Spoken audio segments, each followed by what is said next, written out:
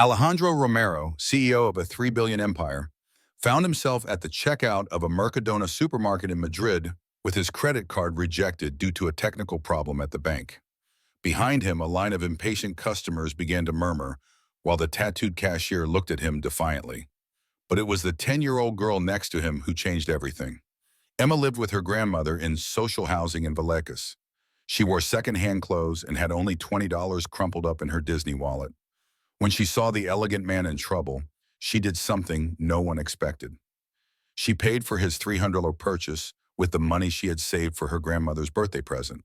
What Alejandro didn't know was that this girl had just made the most generous gesture of her life to the richest man in Spain. And what Emma didn't know was that in the next few hours, this man would discover the devastating truth about her family that would change both their destinies forever. Alejandro Romero had never done the shopping in his life. At 42, he owned a financial empire that stretched from Europe to Asia. He lived in a $10 million penthouse overlooking the Gran Via, and his time was so valuable that each hour was worth more than most people earned in a year. But on that November morning, in a twist of fate that would change everything, he found himself at the Mercadona supermarket in Vallecas with a cart full of gourmet products that he didn't even know how they had gotten there. It was Margarita's fault, his personal secretary for 15 years, who had been rushed to the hospital that morning with appendicitis. Before being taken to the hospital, she had whispered the only words that had really scared him in his 20-year career. He absolutely had to go buy the food for that night's charity dinner, because all the usual suppliers were on strike and the event could not be postponed. 500 guests, including ministers and ambassadors, were waiting for the dinner that would raise funds for La Paz Children's Hospital. Alejandro had looked at the list Margarita had written by hand as if it were Egyptian hieroglyphics: white truffles, Dom Perignon champagne, Scottish smoked salmon, caviar, etc. He had sent his chauffeur to the largest supermarket in the area, thinking it would be a simple 10-minute errand. Instead, he found himself lost among endless aisles of products he had never seen before. With a cart that weighed as much as a car and a feeling of inadequacy he hadn't felt since his first day at university. The cashier who served him was a girl of about 25, with short black hair and arms covered in tattoos that told stories Alejandro couldn't read. Her name tag said Maya, and she looked at him with that barely concealed air of superiority that humble people reserve for the rich when they see them in difficulty. She had noticed his $100,000 Rolex, his tailor-made Armani suit, his English shoes that cost more than her monthly salary. When Maya scanned the last item and announced the total, $290.40, Alejandro indifferently took out his black credit card, the one with no limits that allowed him to buy an apartment with a simple tap. But when Maya swiped the card, the screen displayed words that made Alejandro's blood run cold. Transaction declined. He tried the second card, the corporate one connected directly to his holding company's accounts. Same result. Then the third, the backup he kept for emergencies. Nothing. Maya now looked at him with a faint smile, clearly enjoying the spectacle of the powerful man reduced to impotence by a simple technical problem. Behind him, the rush hour queue of customers was growing impatient, murmuring comments that Alejandro could hear perfectly well. In the 20 years since he had built his empire from nothing, he had never found himself in such a humiliating situation. He had no cash in his pocket when he needed it, and his smartphone showed that the banking system was experiencing technical problems across Europe. Maya drummed her fingers on the counter, clearly amused by the situation, while Alejandro felt the heat of embarrassment rising to his face. It was at that moment of total vulnerability that a clear little voice broke the uncomfortable silence in the supermarket. A girl of about 10 with blonde hair tied back in two messy pigtails and a dress that had seen better days. She approached the checkout with a determined stride. She had a small cart with a few basic necessities: bread, milk, pasta, and a medicine that Alejandro recognized as very expensive. The girl looked at Alejandro with those blue eyes that still had all the innocence in the world. Then she looked at Maya, who was still smiling sarcastically, and finally fixed her gaze on the screen that still showed the card rejection. Without saying a word, she opened her little Disney Cinderella purse dancing in a blue dress and took out a crumpled $20 bill, two $10 bills, and a handful of coins that she counted carefully. Alejandro stared at her in amazement. This girl, who clearly belonged to a family with financial difficulties, was about to pay for a purchase that cost almost 15 times what she had. But before he could say anything, Emma, which was the name written on a homemade bracelet she wore on her wrist, had already spoken to Maya. The cashier, surprised by the unexpected gesture, looked alternately at the girl and Alejandro. For the first time since Mr. Rico had arrived, his sarcastic smile disappeared, replaced by an expression of disbelief mixed with respect. Emma counted her money with the seriousness of a banker, coming up to exactly 40 cents, all she possessed in the world. Alejandro felt something break inside him. This girl who didn't know him, who didn't know who he was or what he owned, was sacrificing her savings to help a stranger in need. He bent down toward her, noticing for the first time the details that wealth had always prevented him from seeing. The slightly oversized shoes, probably inherited from someone, the clean dress, but mended in one spot, the genuine smile that lit up a face that had never known cynicism or calculation. When Emma smiled at him and told him that everything was fine, that everyone forgot their money at home sometimes, Alejandro Romero realized that he had found something rarer than all the diamonds he had ever bought. Pure generosity, the kind that doesn't calculate, doesn't expect anything in return, doesn't wonder if it's worth it.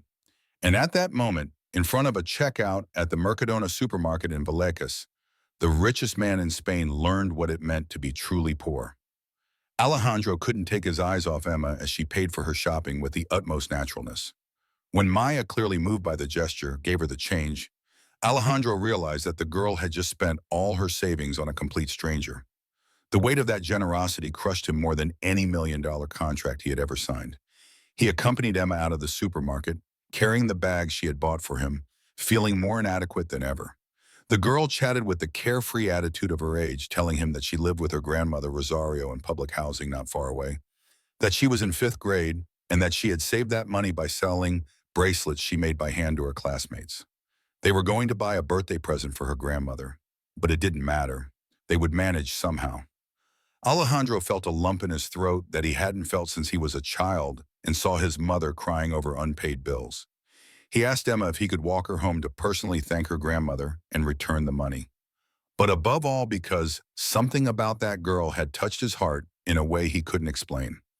Emma accepted with the enthusiasm of someone who had just made a new friend.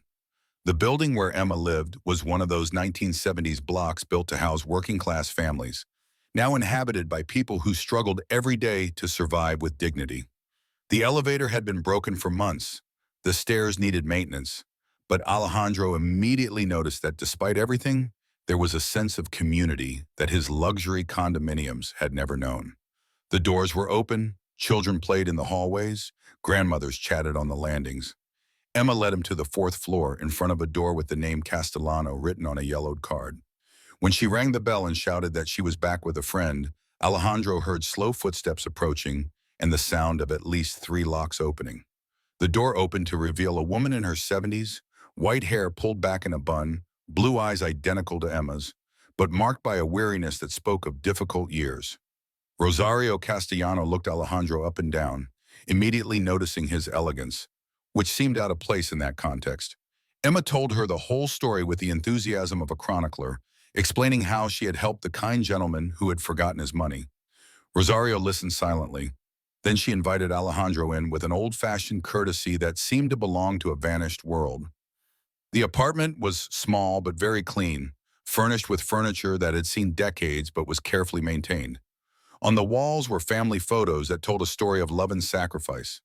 Emma as a child with a young woman who looked very much like her, the same woman with a man in military uniform, photos of weddings and communions that testified to a family united despite difficulties. While Rosario prepared coffee with an Italian coffee maker that was at least 30 years old, Alejandro watched Emma play with a doll that had lost an arm but had been lovingly repaired. The house spoke of dignified poverty, of people who had never given up despite everything, of a love that did not need luxury to be authentic. Alejandro took out his wallet to return the money to Emma, but Rosario stopped him with a wave of her hand. Emma's grandmother told him her story with the frankness that belongs to those who no longer have anything to hide. Emma had been orphaned 3 years earlier when her parents died in a car accident. She, Rosario, was 72 years old and had a pension of $500 a month, which was barely enough to survive on. Emma was the light of her life, an extraordinarily mature and generous girl who had never complained about their financial difficulties and who taught her every day what it meant to be rich in love. Alejandro listened in silence, feeling an emotion he didn't recognize growing inside him. When Rosario told him that Emma dreamed of becoming a doctor to help people, but that they would probably never have the money for college, something inside him broke for good. He looked at that little girl who continued playing, unaware of the financial difficulties that awaited her, and made the most important decision of his life. He stood up and looked Rosario and Emma in the eyes. He told them who Alejandro Romero really was, the owner of one of the largest fortunes in Spain. Are you enjoying this story? Leave a like and subscribe to the channel. Now let's continue with the video. Rosario turned pale, but Emma looked at him with the same naturalness as before, as if it made no difference to her. And perhaps that was exactly the point. To Emma, he was just the kind man who had helped her at the supermarket. Alejandro made them a promise that he would keep at all costs. Emma no longer had to worry about the future. She would have the best education possible. She could become everything she dreamed of. And above all, she and her grandmother would never have to count pennies again. But there was one condition. Emma had to remain the generous girl she was, and he wanted to be part of their lives, not as a benefactor, but as family. That night, as he returned to his luxury penthouse, Alejandro looked in the mirror, and for the first time in years, recognized the man he had been before he became rich. The girl who had paid for her groceries with the last pennies she had given him back, something he had lost on the road to success. The ability to see beyond numbers and profits, to recognize that true wealth is measured in gestures of gratuitous love. In the days following that encounter at the supermarket, Alejandro discovered that he had underestimated the impact that Emma and Rosario would have on his life. Initially, he thought he could fix their situation with a donation, but he realized that he was the one who needed them. Emma surprised him by rejecting the transfer to a private school, preferring to improve the public school for all her classmates. Thus was born the project that transformed the Vallecas neighborhood: school renovation, free meals, scholarships, and medical assistance. Emma accompanied him to meetings with her little notebook, writing down the names of classmates in need. The real transformation occurred when Alejandro began spending his afternoons at Rosario and Emma's apartment, sitting at the kitchen table, helping with homework, and listening to stories about the neighborhood. For the first time in 20 years, he ate lentils instead of caviar for dinner, discovering flavors he had never known before. Emma taught him things that no master's degree had ever explained: finding joy in the little things, measuring success in smiles instead of millions. Rosario became the mother he had never had, scolding him when he worked too hard and calling him "my rich boy" with an affection that no one had ever given him. Their first Christmas together was the litmus test for his new extended family. Alejandro had always spent the holidays in the world's most luxurious hotels or at the homes of important clients, never sitting around a kitchen table unwrapping handmade gifts. Emma and Rosario had insisted that he spend Christmas Eve with them, and he had accepted with a mixture of curiosity and terror. The gift that Emma had prepared for Alejandro moved him to tears, a photo album documenting all the moments they had spent together in the previous months. Emma at school proudly showing her friends her Uncle Alejandro, Rosario teaching him how to make fresh pasta, the three of them together in the park feeding the pigeons. In one photo, Alejandro was seen laughing with a joy he didn't remember ever feeling. Alejandro had prepared expensive but discreet gifts, but Emma and Rosario had a surprise for him that was worth more than all the gold in the world. They had transformed the small studio at home into a room for him with a single bed, a homemade desk, and walls covered with drawings Emma had made for her beloved uncle. It was the first time in 42 years that Alejandro had had a room in a house that he truly felt was his own.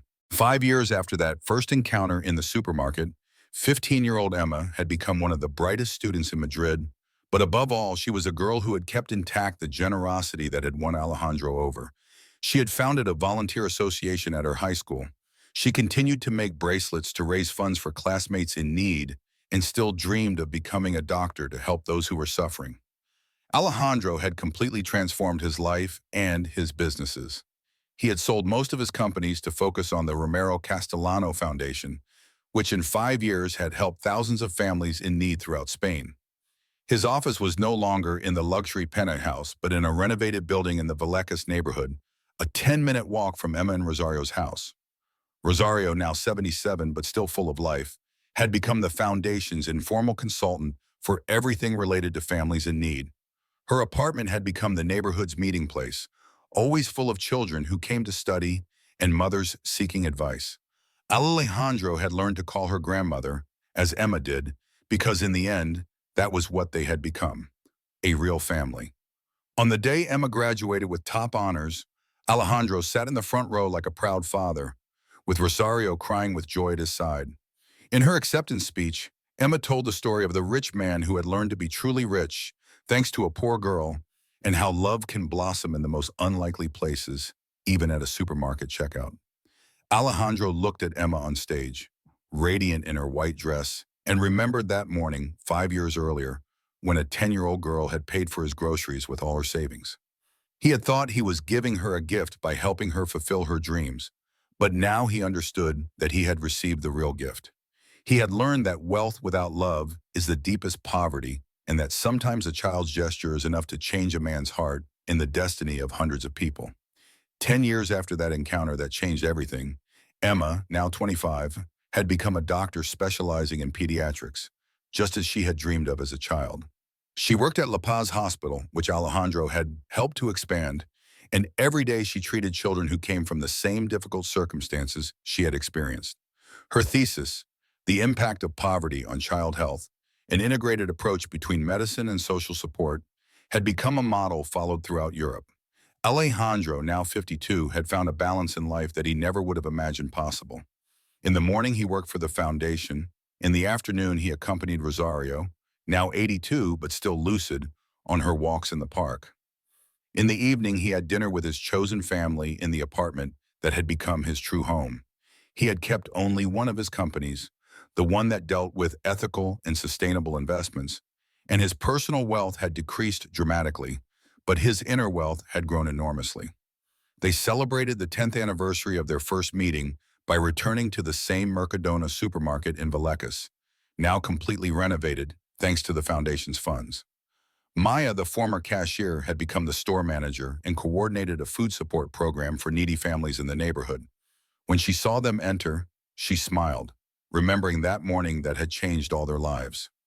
Emma, who still wore the homemade bracelet she had as a child, accompanied Alejandro to the same checkout where it had all begun. This time she had with her the 3-year-old daughter she had adopted from a Romanian orphanage, a girl with the same blue eyes and generous heart that had won Alejandro over 10 years earlier. Little Sophia played with the colorful bracelets that Emma continued to make in her spare time, now to raise funds for the hospital. Alejandro looked at Emma, explaining to Sophia the importance of helping others, and saw the perfect circle closing.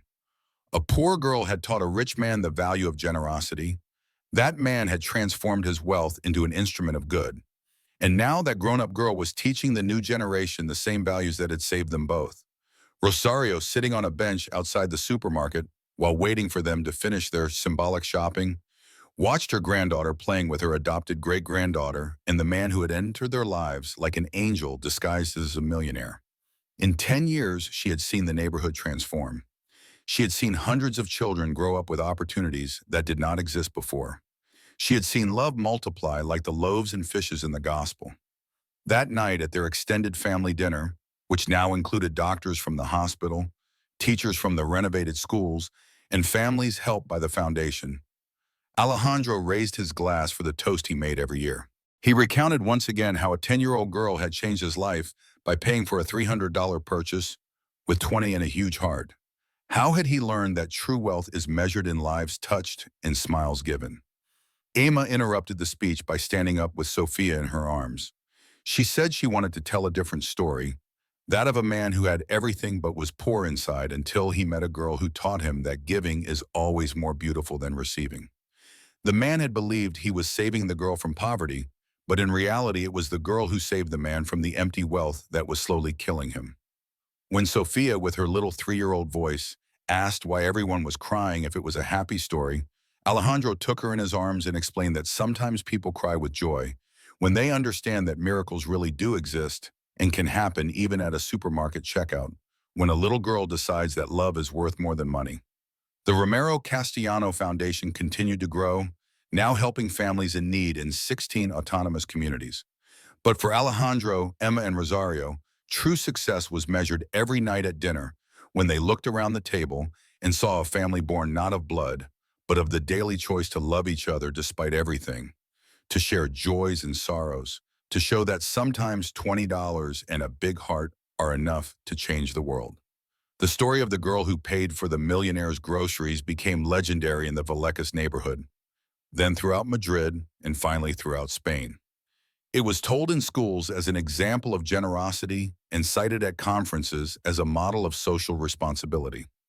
Families remembered it as proof that love always conquers indifference. But for Alejandro Romero, who woke up every morning in his room in the Vallecas apartment, instead of a 10 million euro fortune, the most beautiful story was the one he lived every day.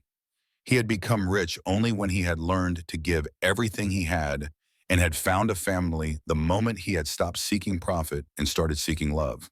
Like, if you believe that true wealth is measured in gestures of love, comment on which moment in the story moved you the most. Share to inspire those who think money is everything. Subscribe for more stories of generosity that change lives. Sometimes a rejected credit card can be the most beautiful gift in life. Sometimes children are richer than adults because they still know what it means to give without counting the cost. And sometimes it's enough to pay for a stranger's groceries to discover that the most beautiful family is the one you choose with your heart. Because true wealth is not in your bank account, but in the hearts you touch along the way. No.